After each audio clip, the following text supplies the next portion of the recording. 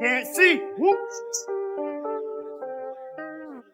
Everybody tells you they think Jake Paul's going to win. They're lying. They don't believe that. They're gamblers. Yeah. Daniel Dubois just hit Jake Paul's gym. He is giving Jake the secret plan to beat Anthony Joshua.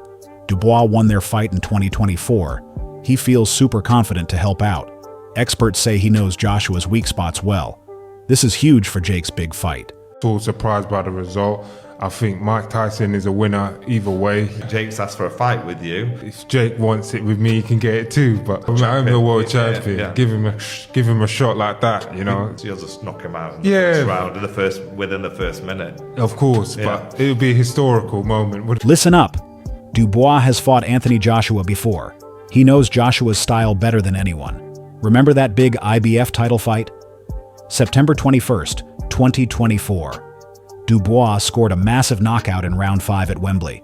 He dropped Joshua over and over. That clean KO means Dubois knows everything. He knows Joshua's power, his speed, and what he does wrong. Dubois is the only fighter who can truly guide Jake Paul now. Famous fight yet against AJ. Was fear present in that moment? No. How can it not be? You're about to fight in front of 80,000 people against a celebrated heavyweight champion. Yeah, but it just wasn't. It wasn't in the equation, you know. I'm not even overthinking it like that. It's not even like that for me. It's like, I've been doing this my whole life, so I'm not gonna get too overworked up about it. It's just, it's like walking in a park, or, you know, just don't overthink it. It's, you know, if you like what your guys do, your job. The buzz is huge. Jake Paul versus Anthony Joshua is getting louder daily. This is the weirdest fight debate ever. Two totally different worlds are crashing. Fans and experts are freaking out. Is it real? What happens in the ring? Everyone has an opinion. Now, Darren Till is stepping up. Till is dropping bombshells. He thinks this fight might be fake.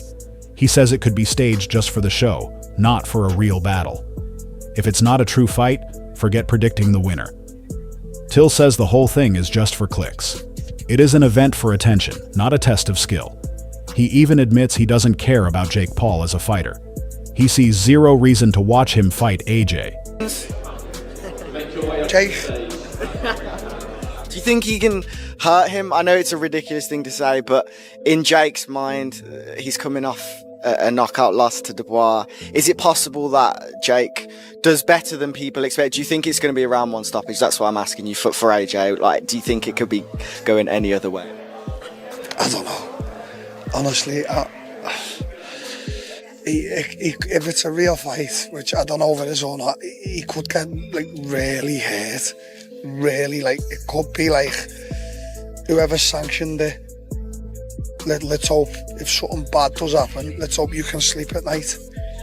So let's say, innit? Let's hope you can rest easy if he gets severely hurt, which is a high possibility. I know you don't love Jake Paul, you don't like him. Would you be happy to see him get beat up like that? I don't hold no ill towards Jake. Don't give a shit about him, really. If I ever end up fighting him, great. If I don't, he's not someone I think about. Yeah.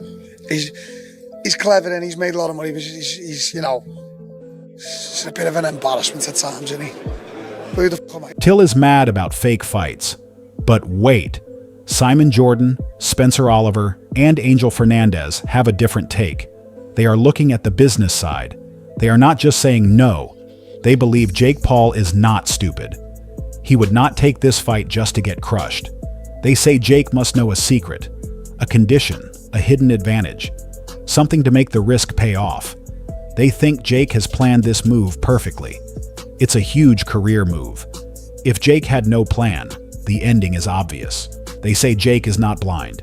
He is coming prepared with insider confidence. Because it's not going to be, Jake Paul's going to not be that stupid enough to put himself on offer for that. Yeah. Well, I don't think Jake Paul is good enough to stay away from Anthony Joshua for even 3 minutes, never mind 3 rounds. I don't think, he's not from a boxing background, so he won't have that ring IQ of knowing where you are, backing up to the ropes. You can sense the both ropes beside you. You know you're getting close to the corner, so you take a step out. He hasn't quite got that just yet, and the relatively short period of time that he has been boxing, he's done great, by the way, to get to the stage he's at. But there's great for a YouTuber and there's great for a two-time heavyweight champion of the world. He's an Olympic gold medalist, and that's where he's going to find out, I think. Where are you? I mean, I said it a moment ago, which is Jake Paul's quote about Anthony Joshua being chinny. I've said repeatedly, without wanting to be disrespectful, having never laced any gloves and can't do one scintilla of the things that you boys can do, that I always felt that when Anthony Joshua got hit again, despite the build-up after Jermaine Franklin, Robert Helenius, Otto Wallin, and Ngannou, that I thought he would get stopped or have challenges.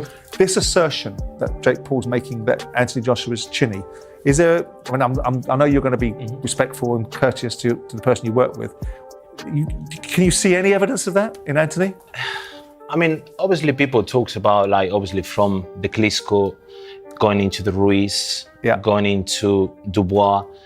Obviously there is questions about it. I mean, how I consider someone chinny is someone that actually, the moment you hit the person basically just like doesn't come back. It's just chinny. For me, is someone chinny that the moment he gets hit, he doesn't get up. And I think AJ has shown character in terms of like being in the back, being on the floor, stand up. Johnny Nelson speaks. He is excited, but also a skeptic. Nelson says anyone claiming Jake Paul can win against Anthony Joshua is probably lying. He thinks those comments are just from gamblers wanting good odds. They don't trust Jake's skill. Nelson sees no way Jake can stand up to Joshua. Joshua fought the best heavyweights for years. But wait, Nelson has praise for Jake too. He says Jake is bringing boxing back to life. Jake is making people watch a sport that was getting boring. Nelson loves that Jake is pulling in young fans. He is reviving excitement, even if this fight feels crazy. Joshua, again, it's an opportunity for Anthony Joshua to wait. Well, he's given him 60 million reasons to fight him, so it doesn't matter what anybody says, nobody's going to turn it down. Nobody will turn it down. And my only worry is Anthony Joshua goes in there and thinks it's just so easy. And it's very hard to lift yourself against somebody you know shouldn't be even in your shop. It's very hard to lift yourself, and that's when you make mistakes. We know Anthony's made mistakes before. Will he make a mistake again? I really don't believe so. If anybody tells you they think Jake Paul's going to win, they're lying. They don't believe that. They're gamblers. So it's like it's just one of those things. But you know, they've built it right. Everybody will be watching it. So you've got to commend Jake Paul. You've got to respect Jake Paul because this is because of him. You know, you look at the noise that's there. It's like it's people that aren't even interested in boxing and watch this. So Jake Paul's mindset in regards to how he promotes himself should be a big lesson for young guys like this that are on this boat. For young fighters coming through, be your own promoter, push yourself, make it that the promoters need you more than you need them. So you're selling that 5,000 tickets each time it says you're fighting, your name's on a poster. So that I commend Jake Paul. And I also commend him for his bravery, because in reality he should get absolutely battered in reality. And that's what AJ should do. We shouldn't knock him out. We should torture him round after round. Hit him, hurt him, pull off. Hit him, hurt him, pull off. Let him learn the harsh lessons. You get knocked out, it's over, it's done. You know, but if you hit and you beat up thinking, wow, then you understand your level. That's what AJ needs to do. Eddie Hearn enters the chat. He knows both guys, so listen close. Hearn says the pressure on Anthony Joshua is huge. AJ must win big. This fight is a big risk for Joshua's name, not Jake's. If AJ wins fast, people say, so what? If it goes long, critics will hammer AJ. But Hearn is not writing off Jake. He says Jake is not a bad fighter. He thinks Jake can last a round or maybe two. Hearn calls Jake a tough young man. He stays cool and takes punches. But here is the bottom line. The gap between them is still massive. No matter how confident Jake looks. Promoting AJ, I won't be pushing and promoting the show like normal, but you'll see me. You'll see me all week, and I'll be around AJ like I am every fight week. And we're taking this very seriously. It's not like we're not going into this week in Miami as a laugh. We're not saying, oh, it's Jake Paul, or this is going to be like we're expecting a test, and we're expecting and preparing like we would if we were fighting a world-class heavyweight. I don't think you would expect anything less from AJ. He's not mucking around. He's not laughing and joking. You know, he's relaxed, but he's he knows he's fighting next week on a massive stage in a fight that's very important for his career and very important for boxing in general. What conversations have you had with him in the past few days, last week? What has he said to you? Nothing really. It's been exactly the same. You know, there's a huge amount of pressure because I guess you don't really know what to expect. You know, like, the boxing world says, oh, he'll just go in there and smash him to pieces. Like, I don't expect Jake Paul just to go in there and fall over. Like, he's got some pride. He's built some ability. He's been sparring Okolie and Sanchez and Jared Anderson. He's getting hit by big heavyweights. I don't think it's just going to be like he gets hit by a jab and turns his back and runs away. I think he's a tough young man. But he will find out all about levels and power and the danger of taking a fight like this. And he's going to get viciously knocked out. The only thing is, like, how badly he gets knocked out really depends. It probably comes down to a little bit of luck. Like, he needs to get lucky and nothing to land too clean. You know, and he can go over and, you know, he can't get up and the ref stopped. That'll be a massive result. You know, the biggest result for Jake Paul right now is that he gets away with it by not getting. Lawrence Owaki has a new angle. He is focused on Anthony Joshua's head game, not Jake Paul's. Owaki says AJ is not treating this like a huge technical fight. Instead, AJ is using the camp to get physically stronger and fix his mindset. Jake is not a study-hard opponent. Owaki thinks AJ is just focused on getting better overall. AJ sees this fight as easy. He does not think Jake is a serious threat. Yeah, AJ is always plotting his next move. I believe him teaming up with Usyk is more than him just training with the best. It's him targeting Fury. Who better to learn from than the team that beat him twice? Killed two birds with one stone. The same reason he was training with Ben Davison, Tyson's former trainer, to get inside knowledge. And yes, the partnership did not work, but I'm pretty sure he would have picked up some valuable info on Tyson. Will it be enough? I'm not sure, because AJ needs to be mentally right. But I've always said, stylistically, AJ is all wrong for Fury. If Team Usyk can bring out AJ's strengths, get him mentally right, you know, the attacking version of AJ, my mind's not changed. He's a nightmare for Tyson Fury. Rubbing shoulders with Usyk, greatness can only be a good thing. Usyk mentally is one of the strongest in the game. I also think that AJ is better suited to Usyk's team because they're all about boxing's fundamentals in solid basics. And when I say that, I mean to the highest degree. Whereas Ben Davison, I think he's better suited to reflex-based fighters because he had AJ with a low guard and it didn't work. It worked against lower level fighters, Otto Wallen, Francis Ngannou, but the top guys, In my opinion, if anyone's interested, AJ was better when he was with Rob McCracken, boxing off the jab, high guard, putting punches together. With Ben Davison, he was more of a counter-puncher, sitting back with a low lead hand, looking to draw mistakes. He wasn't as aggressive, and there was less flow about his work. People questioning Tyson's return, some saying he should stay retired. I think we'll all need to appreciate him while he's here, along with AJ and Usyk. These guys are going to be hard to replace when they're gone. In fact, impossible. There's no doubt about it, no disputing it. Usyk's king, no matter what happens moving forward, his legacy's made. Two-weight undisputed, moving up to heavyweight, fighting much bigger men, having all the advantages, fighting everyone in their backyard, not forgetting his amateur achievements, European gold, World Championship gold, Olympic gold, he's completed it. I'm contradicting myself because I've said plenty of times I think he should retire, but at the same time, getting to see him fight is a gift. We need to make the most of it while it lasts. I've been lucky enough to see him live twice with the Pain Game, once in Riyadh when he destroyed Tyson Fury. A big twist just hit. This is about the money. Reports say Netflix offered Anthony Joshua $80 million. That is $80,000 to fight Jake Paul on December 19th. This offer is for a real fight. 3-minute rounds, normal 10-0 gloves, no crazy rules. This massive money shows how bad Netflix wants a global hit. It proves Jake Paul is a huge draw. For Joshua, the money is clear. But the pressure is on. He must deliver a big show. He has to dominate for both boxing fans and the mainstream audience. All eyes are on these numbers. He's not taking nobody's dive to Jake Paul, okay? He's not following nobody's script with Jake Paul, Okay, and the difference is, because I've seen a lot of people say this is a circus. No, it's not a circus. Anthony Joshua's coming off of a knockout loss. He's been out the ring for a year, and he has serious fights already lined up. Not to mention, the only fight Anthony Joshua ducked in his entire career, unlike Gervonta Tank Davis, is the Deontay Wilder fight. He fought Alexander Usyk twice.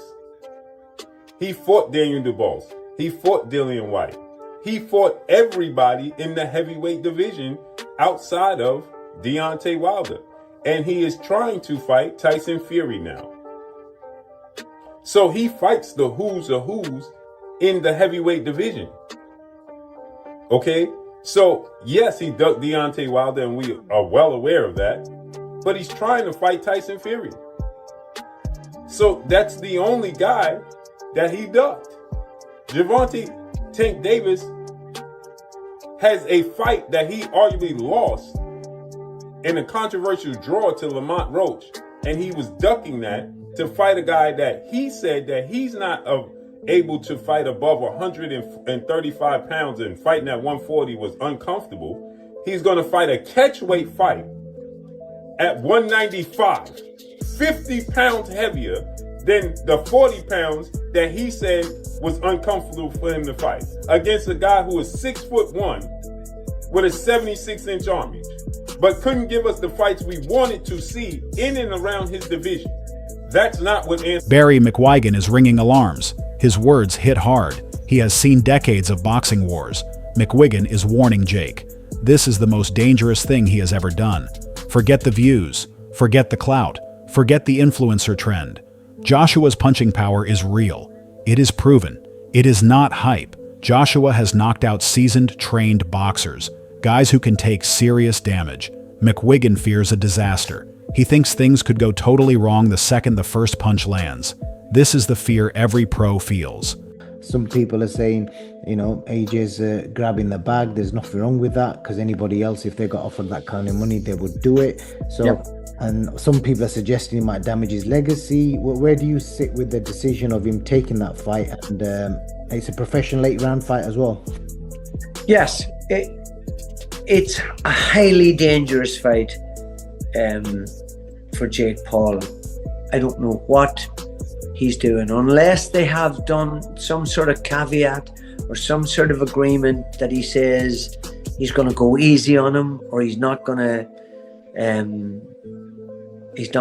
go flat out. But you know, I've been tossing this up and down in my mind and trying to figure how, and under God, when he had agreed to fight someone like Tank Davis, who is, you know, several divisions below him. That's more like what Jake Paul does. And then he goes from there to fighting Anthony Joshua. I mean, just look at what happened to Francis Ngannou, who's a big, athletic, tough guy, and had gone 12 rounds with Tyson Fury and given him a real ding-dong. And then he gets absolutely obliterated in a round and a half against Joshua. That shows you, despite the fact that he's been knocked out since by Daniel Dubois, who could knock out anybody, by the way, in any weight division or in any era of the heavyweight division. He's such a powerful guy; he could knock anybody out if he hits him properly. But you know, it just. That is it. Don't go anywhere. We will see you next time.